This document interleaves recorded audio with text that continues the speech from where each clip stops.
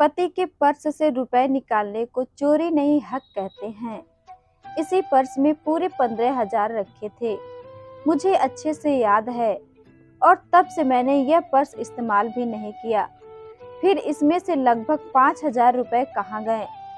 Purse को अच्छे से देखने के बाद वैशाली परेशान होकर खुद से ही बातें कर रही थी।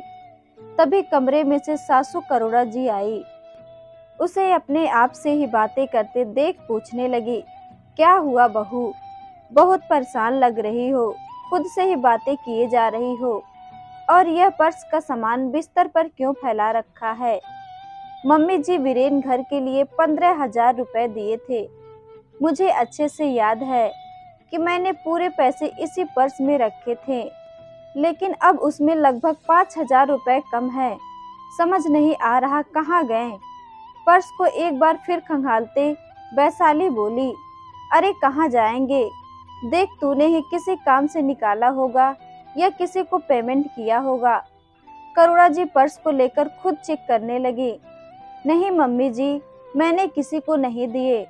और फिर वीरेन ने 15,000 कल ऑफिस के आने के बाद दिया। तब से मैं न बाहर गई और न ही किसी को पेमेंट किया। पूरी अलमारी देख ली, लेकिन रुपए कहीं नहीं है। वैशाली अब बहुत ज़्यादा परेशान हो गई। बहू परेशान न हो, घर में ही होंगे, मिल जाएंगे। वैशाली को करुणा जी ने सांत्वना तो दे दिया, लेकिन खुद भी परेशान हो गई। मम्मी जी, गीता काम वाली के आने का समय हो रहा है। मैं बच्चों के कमरे का बेड ठीक करके आती हूँ। वैशाली बच्चों का कमरा ठीक कर रही थी।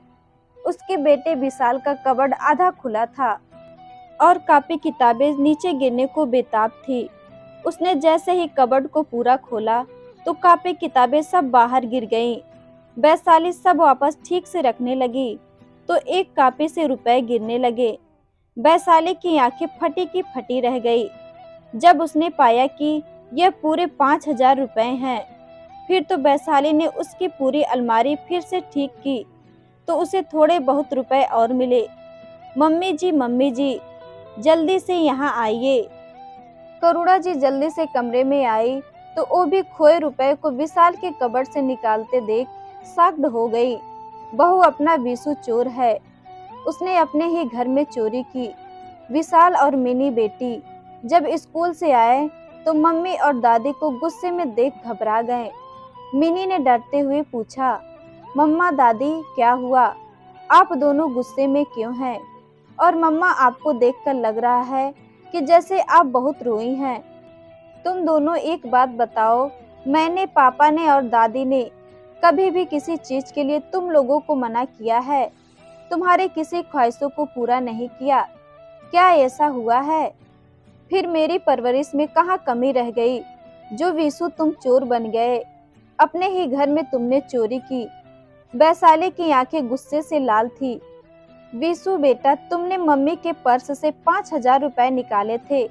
सच बोलना, क्योंकि तुम्हारे कबर्ड से तुम्हारे कापे से रुपए मिले हैं।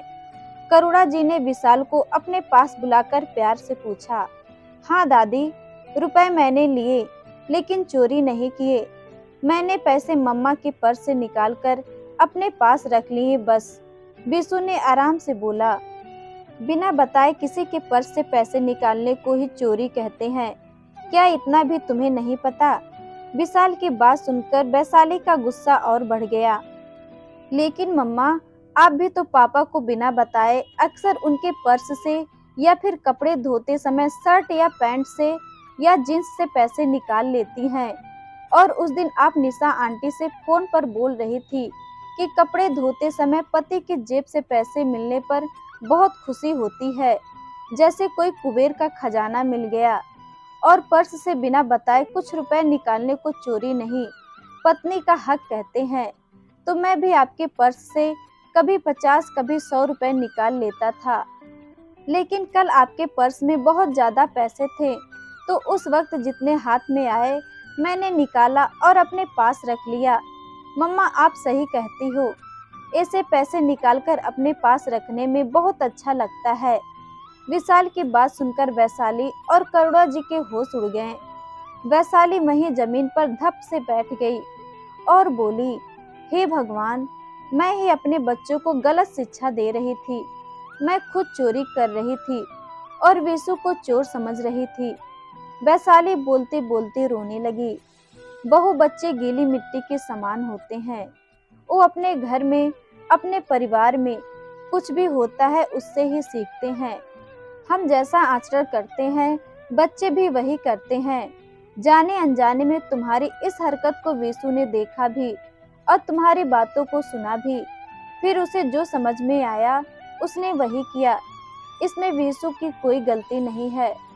करुणा जी ने वैशाली को उसकी गलती को बताया। मम्मी आप भी मुझे माफ कर दो।